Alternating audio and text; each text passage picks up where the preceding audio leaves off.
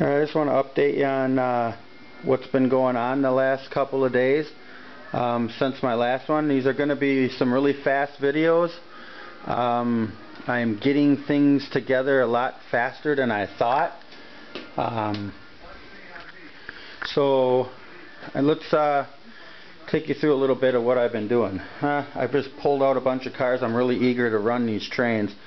So I was testing out to see how the track is going to lay on the layout, and it looks like over in this corner, this is 48 inches across, I'm pretty sure, and I'm going to be able to have about a 24 or 25 inch radius track. Let me re-look at that again.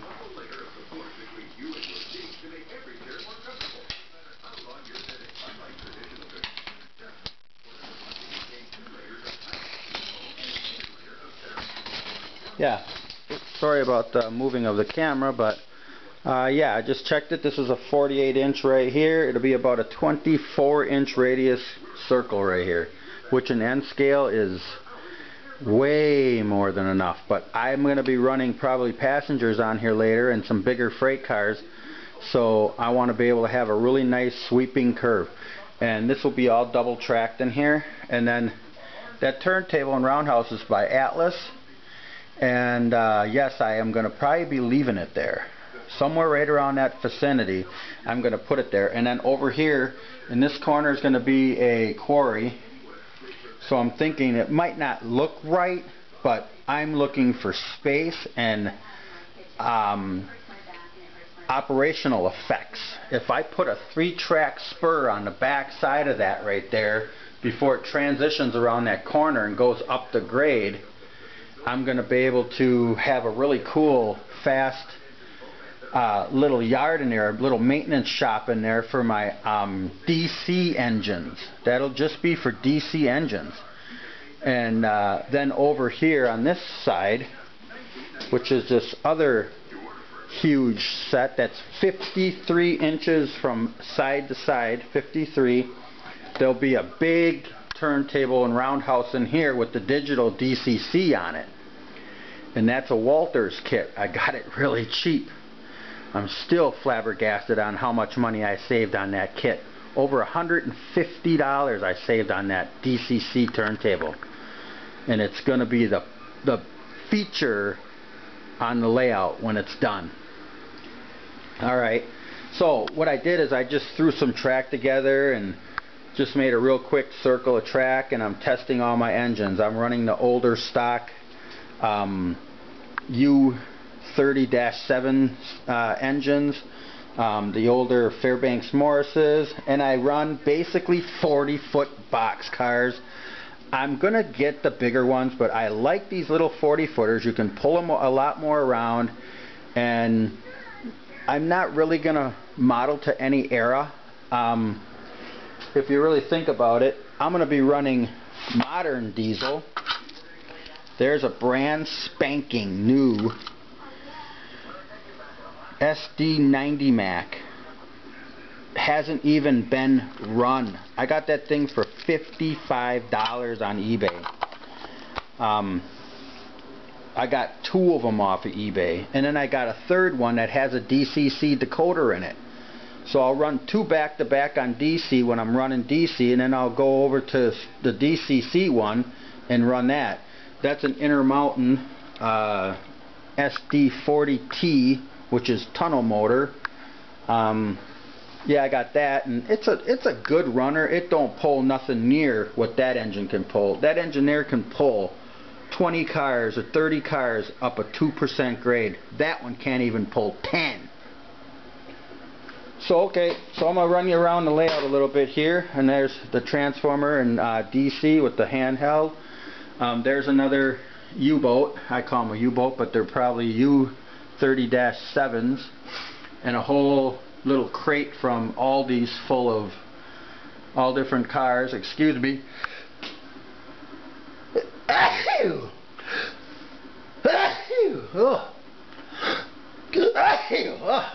Holy. Wow. I don't know what that was, but it got up in there. Alright, anyways, okay, let's go over here now. And here's the ribs that I've been putting on the layout. This is all L girder. And there was a little technique I wanted to show somebody, that if you're going to start building and you're having trouble, you know, because this is the only thing I hate about L girder.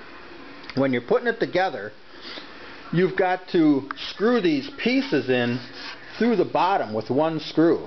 And most people use 1x4s for this little L-shaped heel here that they put on, but I thought it'd be quicker just to cut it out of plywood when you go to the Home Depot. I just had them cut me these strips out of a piece of plywood, and I didn't have to do it. So I just used those, and I think it holds this pretty good. So here's my thought. I was trying to figure out, well, how am I going to get them screws in there? And most of the time when you're working with, you know, putting one on, you have the room over here because there's none of these in the way. But now that I got them all on here, I had to remove this one, and it's not completely removed. So what I'm going to show you is, I thought, well, how am I going to get it off? I don't want to have to bend down there to see this screw. So I got this little mirror, and you take the mirror and you shine it up underneath there, and you can see the screw. If you look in the mirror, you can see the screw. And then, if I didn't have the camera in my hand, I could have the drill in my hand, and you can look at the mirror and then put the drill bit on the screw and unscrew it, and done. So that's what I did, and I'm like, duh. It took me all of this to figure out I could have done that all along and not had such a hard time putting in all this stuff, trying to kink my neck underneath there and put this in. So I have to move this one because it was put in too short. So yeah, all of this is really going to turn out cool. And another thing I wanted to show you is this isn't the piece that's going to be on here, but this is basically why I did this, because you put a fascia on here with hardboard. So when you come down, then you're going to see the hardboard fascia, and you're going to cover up all the ribs that you would see there. So you cover up the fascia and you're done. But see, on this end, the fascia is going to be way down in here, because I want my my scenery to come down around.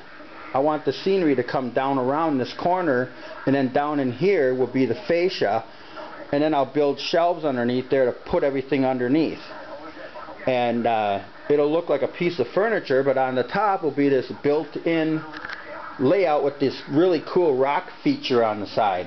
And this corner right here is my radius. I cut this out of a piece of cardboard, and it's a 20-inch radius where the line is.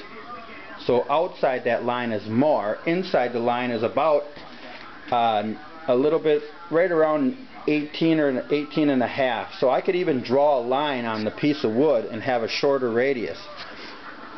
And then what'll happen is that track is going to come here, but it's going to be straight here and run straight all along here, and then come around the turntable and then go around the outside perimeter over there, and then the yard will be all within this middle here. This will all be a huge yard with engine facility and your oil and your coal and all that stuff will be filling up. So you'll pull out of there, go through a mountain over here, because right above in here, about this high, which is about 12 inches, is going to be behind this mountain a coal mine that's going to come from this side of the layout. And then I have 18.5 feet to run all this track in and out, back and forth throughout this layout, to keep going back and forth through here and run the trains. This will be a lot of mountain area in here, and then everything over there will be city and some industries and stuff like that will be over there. And I'm going to scatter some industries around through in here too, but they'll be secretly hid in between mountains and bridges, so you'll have to really look to find them. Here's some more of my motive power and some more cars. All those engines there are DCC. Those two on the left are not. This one is not. Those are all KD cars except for a couple there. Whole bunch of cars in there. Like I said, I got a lot more stuff in here. There's my turntable. I got a bunch more buildings to build. Got bridges all over. My coal mine or my quarries in there. So that's just part of what I'm doing right now. So I've got to fix that piece and then cut a couple more pieces of wood, and I should be able to start really getting down to planning where the wood's going to go for the track now. And like I said, over here is going to be I'm going to try to build, work in a really cool yard, a classification yard, or even a storage yard right over here. And it'll run right back in the main line will come through here, double tracked in here, come around, and then it's going to zoom back this way and go through here, come around here. But I also want to be able to have a really cool yard in here and be able to fill that yard with a bunch of cars. And then I'm thinking about something over here too, on this little leg right here, on this side of the pipe, and then I'll put some wood around that pipe and make it look like a building. In end scale, that'll look like a really cool, like a loader, like a mill or something like that. You can fill that right in. You won't even see it. But it's coming along. It's looking pretty good. I've got this side here all transitioned in, so when that fascia board is on here, this will be a rounded circle, so you'll be able to come right up to the layout and see what you're doing and watch the trains run. So, and then this will be all rounded off here. This will be all rounded off, so when you come through here, you won't hit edges. You won't hit that edge. This will be cut off, and then it'll be nice and rounded, and this will be rounded. This will be rounded off. That one back there will be rounded off. So yeah, it's coming along. It's looking really good. So, alright, I'm going to end this one. I thought it was going to be short, but ended up being a little longer. So if you have any comments, questions, let me know. Alright, take care and Merry Christmas if I don't get another one up before then. Bye.